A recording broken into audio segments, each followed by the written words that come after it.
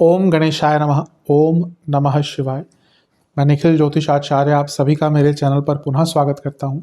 आशा करता हूं कि आप सभी स्वस्थ होंगे। महादेव की कृपा आप सभी पर सदैव बनी रहे। ये वीडियो मेष यानी कि एरीज के लिए अत्यंत विशेष है, क्योंकि ये वीडियो है 17 फरवरी से 23 फरवरी 2025 यानी कि आने वाले सप्ताह के साप्ताहिक राशिफल के बारे में। नए दर्शकों को बता दूं कि मेरा जो साप्ताहिक राशिफल होता है वो चंद्रमा और उनकी गति पे आधारित होता है। चंद्रमा एक अति विशेष ग्रह है कि विशेषता यह है कि वो जिस भी भाव में जाते हैं उसको एक्टिवेट कर देते हैं। मन के कारक हैं और डे टू डे एक्टिविटीज़ पर उनके गोचर का प्रभाव बहुत होता है। इसीलिए साप्ताहिक राशिफल की विशेषता बहुत होती है। क्या अच्छा क्या बुरा हो सकता है संभावितः, ज्योतिष के माध्यम से थोड़ी गाइडेंस प्राप्त करना कि कैसे अपने आने वाले सप्ताह को जाने समझें परखें, इन सभी चीज़ों के लिए साप्ताहिक राशिफल अति विशेष होता है। यदि आपकी लग्न राशि या चंद्र राशि मेष है, दोनों ही गाइडेंस के लिए राशिफल को देख सकते हैं। राशिफल एक सामान्य आधार पे बनते हैं, इसलिए जहाँ से आपको ज़्यादा रिलेट करता है वहाँ से देखिए। अलग अलग राशिफल नहीं बन सकते टेक्निकली। जहाँ से आपको ज़्यादा लगता है कि गाइडेंस मिलती है वहाँ से इसको देख सकते हैं। व्यक्तिगत तौर पे मेरा मानना है लग्न राशि से देखेंगे तो अच्छा है, इनकेस नहीं पता तो चंद्र राशि से भी इसको देख सकते हैं। शुरू करते हैं। चंद्रमा आपके सप्तम भाव यानी कि तुला में आ जाएंगे।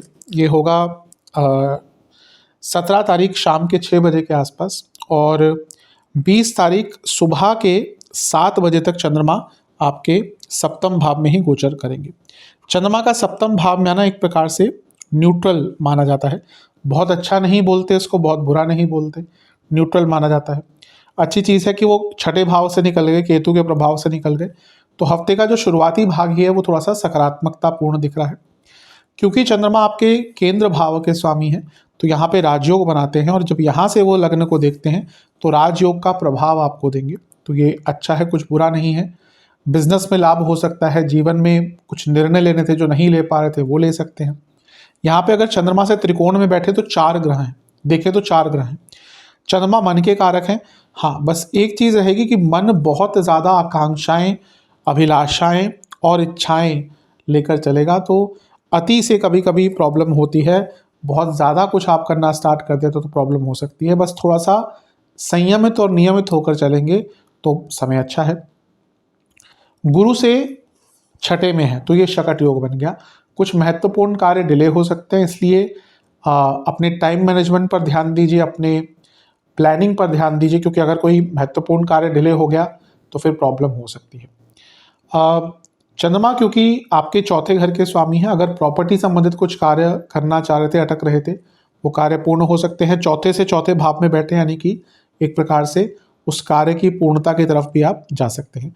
लग्नेश से पंचम में बैठे हैं, आइडियाज बहुत आएंगे। बस जैसे मैंने कहा कि चंद्रमा से त्रिकोण में बहुत सारे ग्रह हैं, ओवर थिंकिंग, ओवर एनालाइजिंग ये आपको दिक्कत दे सकता है।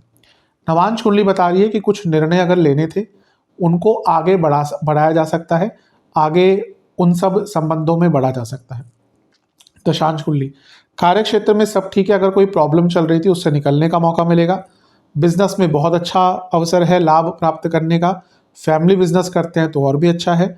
लव लाइफ एक ही दिक्कत दिख रही है कि एक्सप्रेस नहीं कर पा रहे, थोड़ा सा अपने एक्सप्रेसिंग स्किल्स पर ध्यान दीजिए। वैवाहिक जीवन की जहाँ तक बात है, वैवाहिक जीवन में एक संपूर्णता रखिए, अपने लाइफ पार्टनर की इज्जत करिए, उनको इज्जत दीजिए। हो सकता है प्यार हो पर अगर रिस्पेक्ट नहीं है तो भी रिलेशनशिप या वैवाहिक जीवन खराब होते हैं। स्टूडेंट्स की जहाँ तक बात है, आपको अपने लाइफ में एक बैलेंस रखना है। इस टाइम पे एक ही चीज़ पर ज़्यादा फोकस करना भी नेगेटिव हो सकता है। अपने जीवन में एक पूर्णता रखिए, यानी कि अपने सोशल लाइफ को, फैमिली लाइफ को, हर चीज़ को संतुलित करने का मौका है ये। सेहत की अगर बात करें तो हार्मोनल प्रॉब्लम, सर के रोग, जिनको किडनी या गॉल ब्लैडर का कोई दिक्कत है उनकी परेशानी बढ़ सकती है। सर्वाष्टक में आपका भाग्य स्थान बली है, ये बता रहा है कि भाग्य का भरपूर साथ आपको प्राप्त होगा। 20 तारीख सुबह के 7 बजे चंद्रमा आ जाएंगे आपके अष्टम भाव में यानी कि वृश्चिक में सुबह के 7 बजे के आसपास और 22 तारीख शाम के 6 तक चंद्रमा यहीं पर गोचर करेंगे। चंद्रमा का अष्टम में आना कोई बहुत विशेष नहीं माना जाता। अब वो यहाँ पे नीच के भी हो गए। राहु का प्रभाव भी हो गया, तो थोड़ा सा सेल्फ कॉन्फिडेंस कम रहेगा, बहुत इम्पल्सिव रहेंगे, गलत निर्णय ले सकते हैं। राहु शुक्र के साथ बैठे हैं, लालच, माया, मोह सब कुछ तंग करेगा। बचाएगा कौन? गुरु ही बचाते हैं, तो गुरु का प्रभाव है तो गुरु बचाने की कोशिश करेंगे। तो कैसे बच सकते हैं? अपने से बड़ों से बातचीत कीजिएगा, कुछ कन्फ्यूजन है तो गाइडेंस लीजिएगा, पूजा पाठ कीजिएगा, इन सब चीज़ों से बच सकते हैं। वरना ये राहु और शुक्र का प्रभाव बहुत स्ट्रांग है।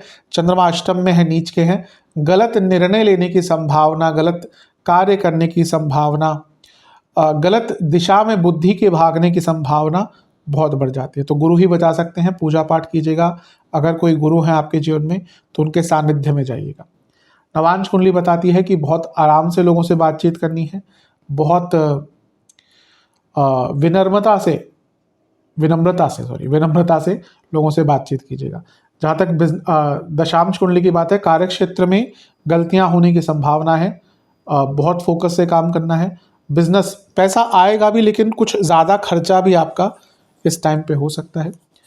बृहस्पति की दृष्टि है, 12वें घर के स्वामी है, वैसे भी खर्चा थोड़ा बढ़ेगा। लव लाइफ, एक दूसरे को और समझिए, ये समय है बैठकर एक दूसरे के पॉइंट ऑफ व्यू को समझने का। वैवाहिक जीवन की जहाँ तक बात है, चीज़ों को ठीक करने के लिए, प्रॉब्लम्स को सॉल्व करने के लिए अच्छा टाइम है, लेकिन कॉम्प्रोमाइज़ करना पड़ेगा, अपनी गलती भी माननी पड़ेगी। अगर अपनी गलती नहीं मानी, यहाँ पे ठीक नहीं होगा कुछ। स्टूडेंट्स, अच्छा टाइम है ये, कुछ रिसर्च करने के लिए, कुछ नया समझने के लिए बहुत अच्छा टाइम है। सेहत की जहाँ तक बात है, एंग्जाइटी, मेटाबॉलिक डिसऑर्डर्स, लिवर की प्रॉब्लम, इन्फेक्शंस तंग कर सकते हैं। सर्वाष्टक में आपका भाग्य स्थान अत्यंत बली है, आपका 10वां भाव अत्यंत बली है। जो लोग जॉब चेंज करने का प्रयत्न कर रहे थे उनके लिए हफ्ते का मध्य भाग बहुत अच्छा है। 22 तारीख शाम के 6 बजे चंद्रमा राशि बदलेंगे और आपके 9वें भाव में गोचर कर जाएंगे, यानी कि धनु में। और 22 तारीख शाम के 6 बजे से सप्ताह के अंत तक चंद्रमा यहीं पर गोचर करेंगे। चंद्रमा 9वें भाव में अच्छा प्रभाव देते हैं, वो केंद्र के स्वामी हैं, तो केंद्र त्रिकोण राज्यों को बना रहे हैं। ये लक्ष्मी स्थान है, तो घर में पैसा आएगा। कोई प्रॉपर्टी बेचना चाह रहे हैं, प्रॉपर्टी रेंट पे चढ़ाना चाह रहे हैं, उसके लिए अच्छा योग है। यहाँ पर मंगल की दृष्टि है, ये मंगल भी अब ऑलमोस्ट मार्गीय अवस्था की तरफ जा चुके होंगे, 24 को मार्गीय हो जाएंगे, तो ये भी मार्गीय होने वाले हैं। हफ्ते का अंतिम भाग, कोई आपके कार्य अटक रहे थे, कार्य अपूर्ण रहे थे, उनको पूरा करने के लिए बहुत अच्छा है। मंगल चौथे से 12वें में बैठे हुए हैं, प्रॉपर्टी बेचने के लिए बहुत अच्छा। कोई अगर प्रॉपर्टी आपकी नहीं बिक पा रही थी, हफ्ते का अंतिम भाग थोड़ा सा प्रयास करेंगे, अगर प्रत्यंतर दशा आदि कुछ अच्छी है आपकी तो सपोर्ट मिल जाएगा, ये भी ठीक है। पर एक ही दिक्कत है कि गुरु से फिर से अष्टम में आ गए तो बन गया शकट योग फिर से। तो हफ्ते के अंतिम भाग में भी बहुत संभावना है कि आपका कोई बहुत महत्वपूर्ण कार्य अटक सकता है। यहाँ पर मंगल की दृष्टि है, जो लग्नेश है और अष्टमेश भी है। अचानक से धन की प्राप्ति दिख रही है, चंद्रमा लक्ष्मी स्थान में बैठे हैं, पर मंगल अभी भी वक्री हैं और भले ही 24 तारीख को मार्गी हो जाएंगे, वो भी पतित रहेंगे। तो इम्पल्सिवनेस, गुस्सा और बिना सोचे समझे निर्णय ये लेने की संभावना बढ़ती है। और गुरु का प्रभाव भी है, शकट योग भी है। अगर कुछ कार्य अटका और आपने बिना सोचा समझे कोई शॉर्टकट ले लिया तो प्रॉब्लम हो सकती है। ईश्वर के सानिध्य में रहिएगा। भाग्य स्थान में, धर्म के स्थान में चंद्रमा है। नवांश कुंडली बता रही है कि कुछ नुकसान हो सकते हैं, धन का नुकसान होने की संभावना है, खर्चे बढ़ सकते हैं।